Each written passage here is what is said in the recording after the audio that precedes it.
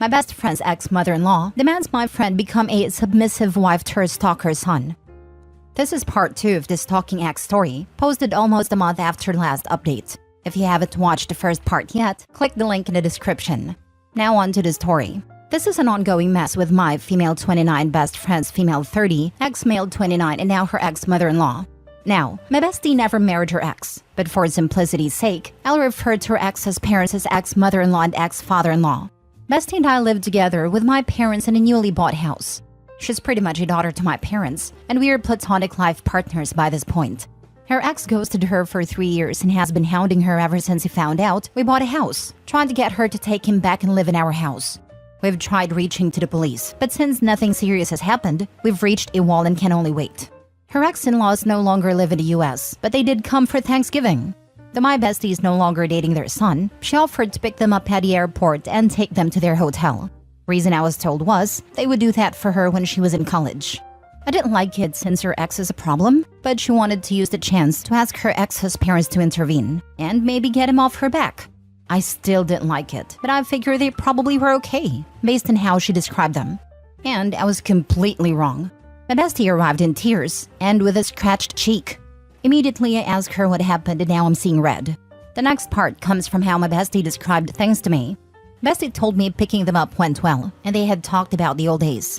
They asked my bestie if they could stop in a nearby restaurant they always liked, and bestie, being her usual self, decided to treat them to lunch. All hell broke loose at a restaurant though. Apparently, her ex-mother-in-law demanded to know why bestie did not take her abusive stalker ex back. According to ex-mother-in-law, my bestie is responsible for her baby boy since she was his girlfriend, and they were married in the eyes of God. To start, they'd never legally marry, and bestie is an atheist. So yeah, bestie tried to defuse the situation, explaining she's moved on with her life after 3 years not knowing where he was. She did try to ask her ex-mother-in-law to convince her son to leave her alone, and that bestie just doesn't want him in her life anymore. Ex-father-in-law seemed to agree with her and apologized for all the heartache and pain she went through. Ex-mother-in-law, however, took over the conversation and began screaming that thanks to my bestie, her son had no life. That apparently, my bestie was responsible for her firstborn not having a wife for children. And the least she could do is take responsibility and become the submissive wife he deserved. Ex-father-in-law tried to pull his wife away, more than likely because they were causing a very public scene. Bestie simply said she would not ever consider marriage to her ex. She then said it might be best to take the food to go and for them to go to their hotel. She paid all the food, despite ex-father-in-law offering to cover his and his wife's meal, and drove them to the hotel. On the way to the hotel is where things went from 1 to 100. Ex-mother-in-law had spent the whole drive escalating demands. From taking him back to marrying him, to have a child and give her son a house as demand in the relationship. Ex-father-in-law apparently kept telling her to stop, but there was no way she could be quiet. Finally, my bestie had enough, stopped the car and told ex-mother-in-law she will never take a failure of a man like her baby boy as a husband, let alone give birth to his spawn. That she was glad no other woman had stayed long-term with him, since he really won't be a good addition to the gene pool. I gotta admit, I'm proud of her for that last one. Ex-mother-in-law went crazy and jumped on my friend. Her husband luckily grabbed her, but she still manages to get my friend on the cheek. She began screaming BFF was the reason her family had split, called her a whore in our native language, and said she wished our house burnt with all of us inside. Ex-father-in-law just told my friend to drop their bags on the sidewalk and drive away while he held back his demon of a wife. And bestie did exactly that. Next thing she did was drive back to us. She was not so much hurt by the insults or even the attack, but more the notion that a woman she once saw as a second mother would treat her like this. I told her to just relax a bit, so she's watching some movies with the dogs while I write this and do some work. Tomorrow we're both calling out and just having a girls' day with my mom. I did get in touch with the ex's sister and let her know what happened. She already knew from her dad and asked if bestie was pressing charges. She should, but she's not. I tried to convince her, but it's a sore topic for her, so for her emotional well-being I'm not going to push it. The sister said she appreciates we're not pressing charges and that she will make sure her family doesn't bother us in any way. Apparently she already had her brother moved outside the city. Not sure how or where, but I'm glad he's gone. So hopefully we're done. We're going to avoid going out too often until we know the ex-monster-in-law is gone from the city. It's not a small city by any means, but I wouldn't put it past these crazies to try to stalk my bestie. Now for the top comments before reading the last update. Pressing charges will expedite the restraining order. Your bestie seriously needs to rethink her decision. The ex-mother-in-law is deranged and dangerous. Another good reason to press charges is to establish documentation of the ex-mother-in-law's violent behavior. If, hopefully not, a fire does happen, documentation will point the authorities in the right direction as to who possibly started it. I absolutely agree, but I also know right now is not the right time to push it. I'm hoping my mom can talk to her about it. At the very least, pictures need to be taken of the scratches. Pictures sent to an email with a detailed account of the attack, just in case it's needed later. Hopefully ex-mother-in-law is going back to her country. They can find their own way to the airport. Meanwhile, block her on the phone and social. That family, except for the sister, is beyond arranged. Your bestie needs to stay away from that toxic, dangerous family. Bestie needs a reality check because she is still in contact with them. I was thinking the same. At some point, Bestie needs to take accountability for the role she's playing in allowing these people access to her. You're making it worse for yourself, and then you're not even following through to protect yourself. Not only that, but you put OP in danger adjacent. I know, my mom plans to talk to her about it and maybe convince her to do some therapy. Obviously, my mom can't be the therapist, but she knows some people that might be a good fit. Poor father-in-law too. He can't just drop her bag somewhere, but he wishes he could. He has probably been putting up with it for years. That's how these people get so out of control. Everybody knuckles under and doesn't call them out on their behavior. The bestie's doing it too. Just like her son, this mother is crazy. I found it ironic how mother-in-law was yelling about how women should be submissive to their husbands, but then ignored her own husband when he told her multiple times to stop yelling. Now for the update. After Thanksgiving dinner, my mom sent my bestie to have a serious talk. She told her she didn't want to diagnose her, but she was showing clear signs that she needed help, and therapy could be an option. They had a discussion about it, and my friend agreed to seek professional help. Since she lives with my mom, she's not an option, but mom is going to help her find someone. We just came from filing a police report. My friend won't press charges, but we made a paper trail to ensure that it's at least on the record. She apologized for not doing it immediately and for going to meet her ex-in-laws. I told her I understand she's going through a lot of things. We'll see how things go, but she's like a sister to me and I refuse to let her go through it alone. As for people saying I have feelings for her, please stop. Like seriously stop. She's my family and I don't see her in any romantic or sexual way. It's annoying that people assume just because we have a strong friendship, it means I have romantic feelings. Last story. My 39 female husband, 38 male, fathered a child before we were together and I just found out 14 years later. Original post.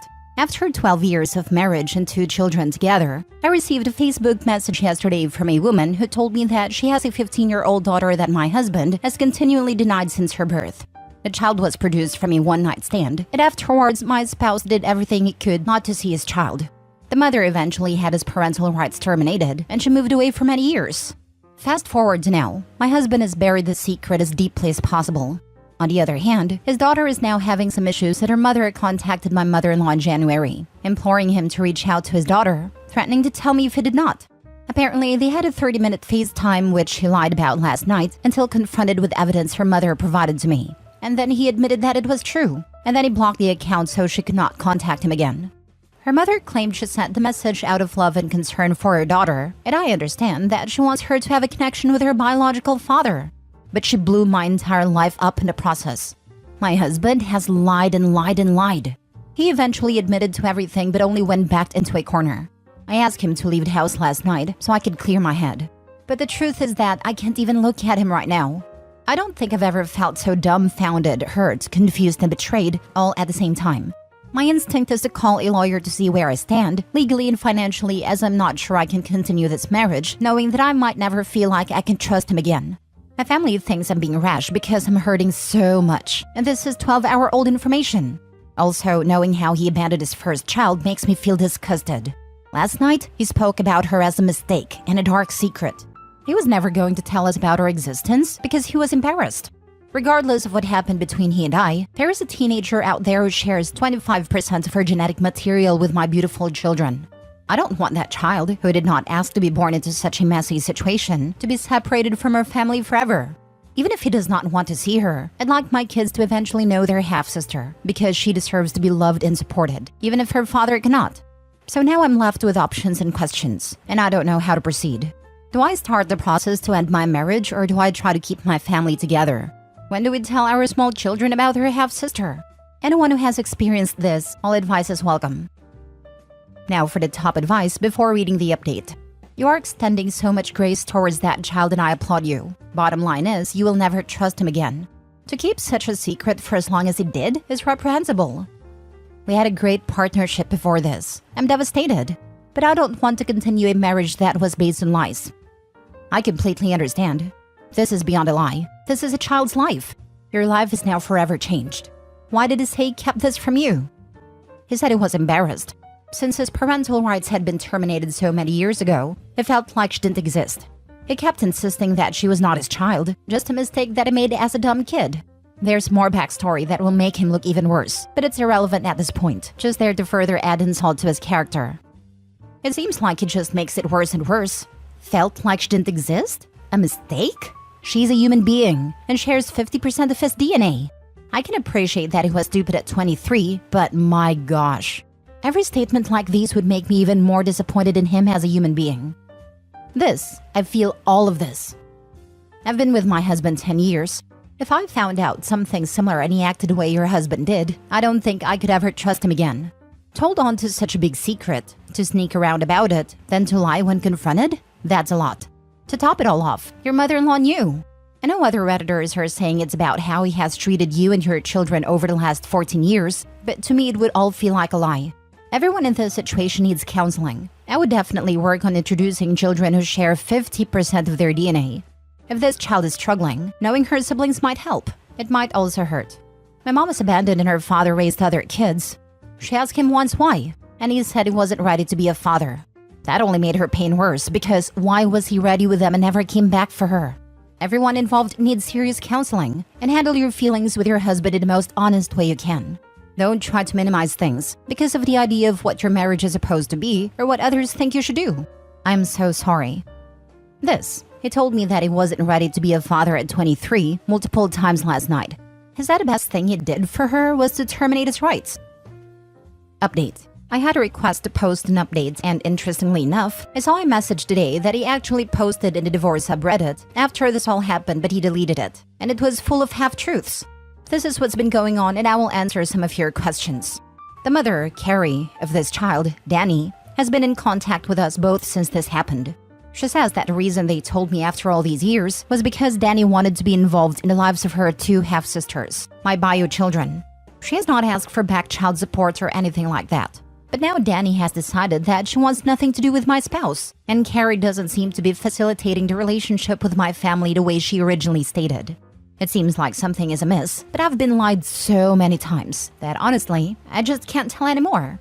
The termination of his parental rights. According to the both of them, she tried to push him into fatherhood, and when she finally realized that he had zero interest in being a dad, she had him sign away his rights, and then proceeded to disappear until Danny was 8. My spouse never paid child support and was never asked to pay child support. Both of them have told me that. Then Carrie got married and Jeff adopted Danny. I can't see my spouse's original post, but judging by the comments, it made it seem like he signed his rights away so Jeff could adopt her. But that's a lie. Danny was 8 when she was adopted, not an infant. Carrie tried to contact my spouse to sign those adoption papers in 2016, but he blocked her. So she contacted my mother-in-law, had him sign the papers, and the connection ceased again. Then they disappeared again until June of 2020, when Carrie reached out to my mother-in-law because Danny wanted to connect with her paternal biological family. My mother-in-law and sister-in-law proceeded to have a 2.5-year relationship with Danny through phone/video calls, sending presents/money, all the while hiding it from my spouse and lying to Carrie, telling her and Danny that my spouse knew but wanted nothing to do with them.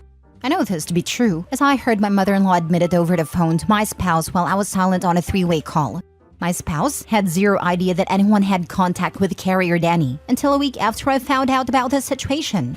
In January of 2023, Carrie delivered my in-laws an ultimatum. Either produce Danny's biodad, or they would contact me and let me know what's been happening over the past 15 years. My spouse then agreed to a video call with Danny, where he promised that he would tell me he'd make an effort to make her a part of our lives. Within hours, he had Carrie blocked, and his mother and sister were so scared of their lie being discovered that they stopped talking to Danny altogether, without an explanation. Fast forward to September 2023, my mother-in-law texts Danny to have a good school year, and that was the last straw that broke the camel's back. A few weeks later, I received a message that would change our seemingly happy life forever. Presently, he has cut off his family completely. Carrie has also cut off all communication with his mother and sister. They're toxic, and it is the right decision for now. He comes from a long line of liars, and he is no different. He and I are both in therapy. Marriage counseling starting next week. I'm having good days and bad, as expected. My oldest child will be starting private therapy as well.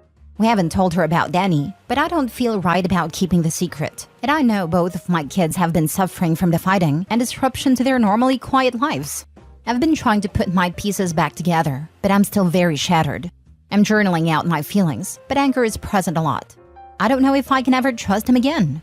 I don't know if I can ever trust anybody again. But I'm working on it with a lot of help from my parents, friends, and therapists. How do I build trust again with the father of my children, even if it's just as co-parents? How do you build trust? You don't. You have some self-worth and get you and your kids out of that up situation. This comment made me feel terrible. I actually have a lot of self-worth. I know that I'm a good person, and both myself and my family deserve better than this. Trust is a really important thing for me and anyone who has a heart, even if I just need to build enough to feel comfortable leaving the kids with him alone in his new place.